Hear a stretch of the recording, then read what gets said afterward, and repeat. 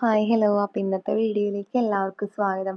അപ്പോൾ എൻ്റെ കഴിഞ്ഞ വീഡിയോയിൽ ഞാൻ എൻ്റെ വീട്ടിലുള്ള പട്ടിക്കുട്ടികളെ കുറിച്ചിട്ട് പറഞ്ഞിട്ടുണ്ടായിരുന്നു. അപ്പോൾ പേഴ്സണലായിട്ട് 2 പേര് എന്നോട് മെസ്സേജ് ചെയ്ത് ചോദിച്ചായിരുന്നു, ചേച്ചി ഈ പട്ടിക്കുട്ടികളെ വളർത്തിയത് കൊണ്ട് ചേച്ചിക്ക് എന്തെങ്കിലും ലാഭം ഉണ്ടായിട്ടുണ്ടോ എന്ന്.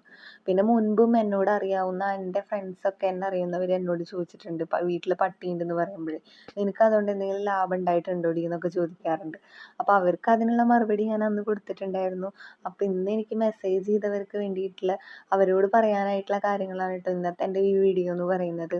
അപ്പോൾ പട്ടിക്കുട്ടികളെ വളർത്തുന്നത് കൊണ്ട് ലാഭമുണ്ടോ എന്ന് ചോദിച്ചാൽ ഉറപ്പായിട്ടും ലാഭമുള്ളൊരു ബിസിനസ്സാണ് പട്ടീനെ വളർത്തുന്നത് എന്ന് പറയുന്നത്. കുറച്ച് പണിയുണ്ട്. നമുക്ക് ഏതൊരു ലാഭമുള്ളൊരു കാര്യമാകുമ്പോഴും അതിൻ്റേതായ ബുദ്ധിമുട്ടുകളും കാര്യങ്ങളൊക്കെ ഉണ്ടാവുമല്ലോ. അപ്പോൾ കുറച്ച് ഒരു ശ്രദ്ധയും കാര്യങ്ങളും അതിനോടൊരു സ്നേഹം ആത്മാർത്ഥതയൊക്കെ നമുക്ക് വേണം കേട്ടോ, എങ്കിലേ നമുക്ക് അതിലൊരു ലാഭം കണ്ടെത്താനാവുള്ളൂ. അപ്പോൾ എൻ്റെ പേഴ്സണലായിട്ടുള്ളൊരു അഭിപ്രായം എന്ന് വെച്ച് കഴിഞ്ഞാൽ നമ്മൾ ഓരോ ജീവികളെയും മേടിക്കുമ്പോൾ അപ്പം നമുക്ക് ഏതൊരു ജീവി ആയിക്കോട്ടെ, പട്ടിയെന്നല്ല ഏതൊരു മിണ്ടാപ്രാണി ആയിക്കോട്ടെ, നമ്മൾ നമ്മുടെ വീട്ടിലേക്ക് അപ്പോഴത്തെ ഒരു ക്രേസിന് മേടിച്ച് കൊണ്ടുവന്നിട്ട് നമുക്കതിനെ നോക്കാൻ പറ്റാതാവുക. പല തിരക്കുകളും വരുമ്പോൾ നമ്മളവരെ മാറ്റി നിർത്തും. അപ്പോൾ അവർക്ക് എന്തെങ്കിലും അസുഖങ്ങളോ ഇൻഫെക്ഷനോ ഒക്കെ വരുമ്പോൾ നമുക്ക് അവരെ വേണ്ട ചികിത്സകളും കാര്യങ്ങളും കൊടുക്കാതെ നമ്മൾ വഴിയരികിൽ അല്ലെങ്കിൽ ആളില്ലാത്ത സ്ഥലങ്ങളിലൊക്കെ കൊണ്ട് ഉപേക്ഷിച്ച് പോരും. ഇന്ന് നടക്കുന്ന കാര്യമാണ് കേട്ടോ, ഇന്നത്തെ ഒരു കാലഘട്ടത്തിൽ നടക്കുന്ന കാര്യമാണത്. അവിടെ ഇവിടെയൊക്കെ പല ബ്രീഡ് വളർത്തു നായ്ക്കളെ അവിടെ ഇവിടെയൊക്കെ ഉപേക്ഷിച്ചിട്ടിട്ട് പോരും. അങ്ങനെയൊന്നും ചെയ്യാതിരിക്കുക. അതൊക്കെ അവരോട് ചെയ്യുന്ന ഏറ്റവും വലിയ ക്രൂരതയാണ്. അവരെന്നൊക്കെ പറഞ്ഞു കഴിഞ്ഞാൽ മിണ്ടാപ്രാണികളാണ്. അവർക്ക് നമ്മൾ മനുഷ്യന്മാരുടെ പോലത്തെ ഒരു കുശുമ്പോ അല്ലെങ്കിൽ കുനിറ്റോ അങ്ങനെയുള്ള സ്വഭാവങ്ങളൊന്നുമില്ല. അവർക്ക് സ്നേഹിക്കാൻ മാത്രമേ അറിയൂ. നമ്മൾ കൊടുക്കുന്നതിൻ്റെ ഇരട്ടി സ്നേഹം അവർ നമുക്ക് തിരിച്ചു തരും. എൻ്റെ അച്ഛമ്മ ഇപ്പോഴും പറയും, ഒരു ഉരുള ചോറ് കൊടുക്കണമെങ്കിൽ അത് പട്ടിക്കുട്ടിക്ക് കൊടുക്കണം, അതിൻ്റെ നന്ദി അവരെ മരണം വരെ ഉണ്ടാവും. അത് ശരിയാണ്. എൻ്റെ അനുഭവം അങ്ങനെ തന്നെയാണ്. എനിക്ക് ഓർമ്മ വെച്ചപ്പോൾ മുതൽ എൻ്റെ വീട്ടിൽ പല ബ്രീഡുകൾ ഉണ്ടായിട്ടുണ്ട്. ജർമ്മൻ ഷെപ്പേർഡ്, പോമറേനിയൻ, പിന്നെ നാടൻ പട്ടി, ഡാലിമേഷ്യൻ, അങ്ങനെ പല ബ്രീഡുകൾ എൻ്റെ വീട്ടിലുണ്ടായിരുന്നു കേട്ടോ. അപ്പോൾ ഞാൻ അന്ന് മുതൽ പട്ടികളെ കണ്ടു വളർന്നത് കൊണ്ട് എനിക്ക് പട്ടി എന്ന് പറഞ്ഞു കഴിഞ്ഞാൽ പ്രാണൻ തന്നെയാണ്. അപ്പോൾ നമ്മൾ പട്ടി വളർത്തുന്നതിനെ തുടർന്ന് നമുക്ക് ലാഭം ഉണ്ടോ എന്ന് ചോദിച്ചാൽ ലാഭമുണ്ട്. നമ്മൾ അതിനു വേണ്ടി കുറച്ച് മെനക്കെടണം, കുറച്ച് മെനക്കെടാൻ തയ്യാറാവണം. നമ്മളൊരു പട്ടീനെ മേടിച്ചു, ആ പട്ടീനെ മേടിക്കുന്നത് കൊണ്ട് മാത്രം നമുക്ക് ലാഭം മാത്രം ഉണ്ടാവണം എന്ന് വിചാരിച്ച് നമ്മൾ വളർത്തരുത്. നമുക്ക് അവർ തരുന്നതിൻ്റെ സ്നേഹത്തിൻ്റെ പകുതി സ്നേഹങ്ങൾ നമ്മൾ തിരിച്ചു കൊടുക്കുക.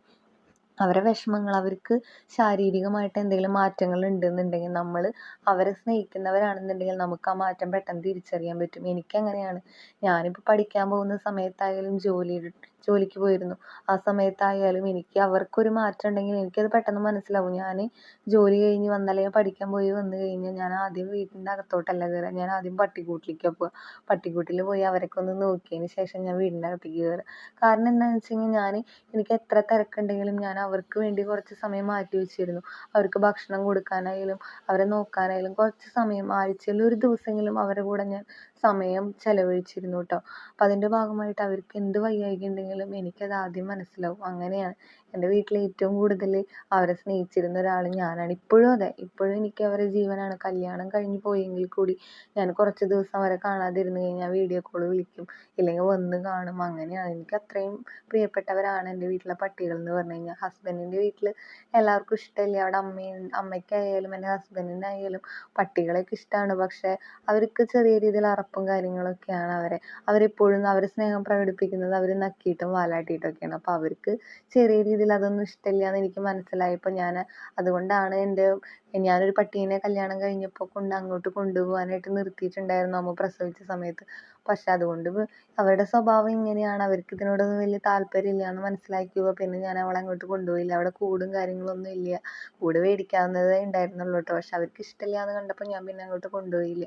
എൻ്റെ വീട്ടിൽ അവർ സേഫാണെന്ന് എനിക്കറിയാം. അതുകൊണ്ട് തന്നെ ഞാൻ ഇവിടെ തന്നെ നിർത്തി. എനിക്ക് ആവശ്യമുള്ളപ്പോൾ അവരെ കാണാൻ തോന്നുമ്പോൾ ഞാൻ വന്ന് കാണും. അങ്ങനെയാണ്.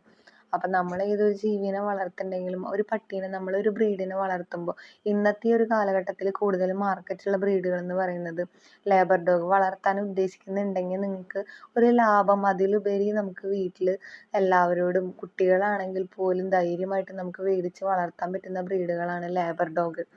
അതുപോലെ തന്നെ ബീഗിള്, ഗോൾഡൻ റിട്രീവർ, പിന്നെ നമുക്ക് ഷിറ്റ്സു, അതൊക്കെ നമുക്ക് വീട്ടിൽ ധൈര്യമായിട്ട് വളർത്താം. കുട്ടികളുള്ളിടത്തൊക്കെ അവർക്ക് നമ്മളോട് നല്ല സ്നേഹം ഉണ്ടായിരിക്കും. അതോടൊപ്പം തന്നെ നമുക്കതിൽ നിന്നൊരു ലാഭവും കണ്ടെത്താൻ സാധിക്കും. അപ്പം നമ്മൾ കുറച്ച് കാര്യങ്ങൾ ശ്രദ്ധിക്കണം അവരെ വളർത്തുമ്പോൾ. അവരെ ഫസ്റ്റ് ഹീറ്റ് എന്ന് പറയുന്നത് ഏതൊരു പട്ടിയുടെ 8 മാസത്തിന് ശേഷമായിരിക്കും. കൂടുതലും അവരെ ഏതൊരു മനുഷ്യരെ പോലെ തന്നെയാണ് അവർക്ക് കേട്ടോ. അവരുടെ ഹീറ്റും കാര്യങ്ങളൊക്കെ ഭക്ഷണ രീതിയെ ഡിപ്പെൻഡ് ചെയ്തിരിക്കും. ഒരു 8 മാസത്തിന് ശേഷം എപ്പോൾ വേണമെങ്കിൽ ഹീറ്റാവാം. എൻ്റെ വീട്ടിലുണ്ടായിരുന്ന ഞങ്ങളുടെ അമ്മൂട്ടി ഹീറ്റായത് അവൾക്ക് 10 മാസമുള്ളപ്പോഴാണ്. ഞങ്ങളുടെ റോട്ട് വീലർ ഹീറ്റായത് 9 മാസമുള്ളപ്പോഴാണ് കേട്ടോ. അപ്പോൾ ഫസ്റ്റ് ഹീറ്റിൽ നമ്മൾ ക്രോസ് ചെയ്യിക്കാൻ പാടില്ല. രണ്ടാമത്തെ ഹീറ്റിൽ 1 വയസ്സ് കഴിഞ്ഞതിന് ശേഷം ഉണ്ടാകുന്ന ഹീറ്റിൽ വേണം നമ്മൾ ക്രോസ് ചെയ്യിക്കാനായിട്ട്. അത് ക്രോസ് ചെയ്യിക്കേണ്ടത് എങ്ങനെയാണെന്ന് വെച്ച് കഴിഞ്ഞാൽ ഹീറ്റായി ഒരു 10-12 ദിവസം കഴിഞ്ഞിട്ട്, അതായത് അവർക്ക് ബ്ലഡും കാര്യങ്ങളൊക്കെ വരൽ നിന്ന് കഴിഞ്ഞിട്ട് വേണം നമ്മൾ ക്രോസ് ചെയ്യിക്കാൻ വേണ്ടിയിട്ട്. ഇപ്പോൾ എന്ന് വെച്ച് കഴിഞ്ഞാൽ ഡോക്ടറെ അടുത്ത് പോയിട്ട് നമുക്ക് ഹീറ്റ് ചെക്ക് ചെയ്ത് നോക്കാം കേട്ടോ. അപ്പോൾ ഡോക്ടർ കറക്റ്റ് ഏത് ദിവസം കൊണ്ട് ക്രോസ് ചെയ്യിക്കണം എന്ന് അവർ പറയും. അപ്പോൾ അതനുസരിച്ച് ചെയ്താൽ മതി. അപ്പം ഞങ്ങളെങ്ങനെയാണെന്ന് വെച്ച് കഴിഞ്ഞാൽ ഞങ്ങളുടെ അമ്മൂട്ടിക്ക് ഹീറ്റും കാര്യങ്ങളൊന്നും ഡോക്ടറെ അടുത്തൊന്നും കൊണ്ടുപോയി ചെക്ക് ചെയ്തിട്ടുണ്ടായിരുന്നില്ല. ഞങ്ങൾക്ക് പരിചയമുള്ളൊരു ഫാമിൽ കൊണ്ടുപോയിട്ട് ഞങ്ങളിത് ക്രോസ് ചെയ്യിക്കുകയാണ് ചെയ്തിട്ടുണ്ടായിരുന്നത്. അത് ഫസ്റ്റ് ക്രോസിൽ ചിലപ്പോൾ ശരിയാവണമെന്നില്ല കേട്ടോ.